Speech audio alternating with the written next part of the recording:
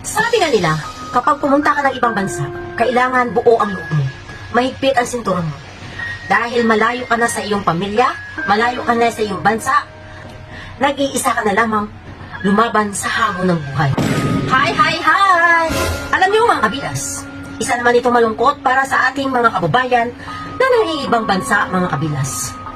Ito na nga ba ang sinasabi natin na paswertihan na talaga ang pag-aabon?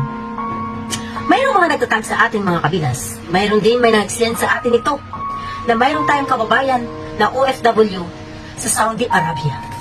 Isang OFW na si Riolyn Saison, mga kabilas.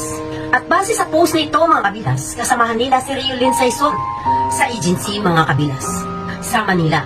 Ito siya ay taga Palawan at sila naman ay taga Davao. Sabay din sila mga kabilas sa pag-flight papuntang ibang bansa. Ngunit pagdating sa ibang bansa mga kabilas ay magkaiba ang kanilang amo. Ang kababayan natin na si Riolyn Saison mga kabilas ay tumawag na pala sa isa nilang kasamahan na gusto niya na magpabalik sa agency. Dahil ang reklamo niya mga kabilas ay over sa trabaho, kulang sa tulog, kulang sa pagkain. Ito pa ang masama mga kabilas. Dahil sinasaraduhan at nilalakdo siya sa kwarto. Tumatawag din daw ang ating kababayan sa agency mga kabilas sa Taif, Saudi Arabia at sa agency niya sa Pilipinas. Ngunit wala po itong may nagre-reply. Nagtataka sila kung bakit wala na daw update sa kanila ang kanilang kasamahan na si Riolyn Saison mga kabilas. Kaya pala, namatay na ito. Ito ang pinakamasakit sa ating buhay mga kabilas. Napupunta tayo sa ibang bansa para magtrabaho para sa ating pamilya.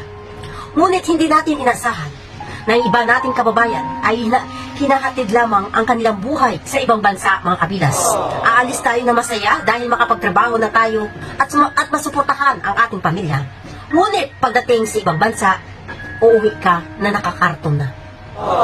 Isa po itong malagim na pangyayari sa bawat OFW na umuwi mga kabilas na nawala ng buhay. Kaya po, kapag kayo ay pumunta ng ibang bansa, lagi ko pong sinasabi na buuin niyo po ang inyong sarili. Buo ang inyong lakas, ang inyong pananampalataya, dahil hindi po natin kauri ang ating mga makakasama at hindi po natin kilala ang ugali ng ating makakasalamuha.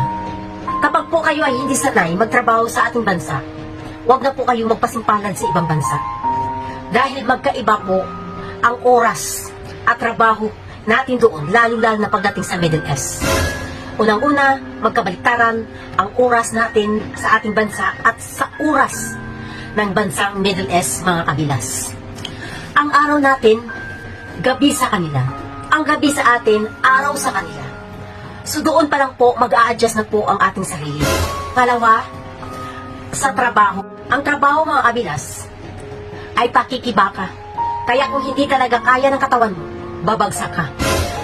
Pangatlo, ang pagkain nila. Unang-una, hindi pa po papasok sa ating sikmura. Hindi pa po natin malalasahan ang lasa ng pagkain nila. So mag-a-adjust pa yung ating tiyan. Kaya kung wala kang diskarte, babagsak ka talaga. Kaya ang pagpangibang bansa mga kabilas, kailangan po tayong mayroong buo na desisyon. Lakas ng pangangatawan, lakas ng pananampalataya, at lakas ng pagkain.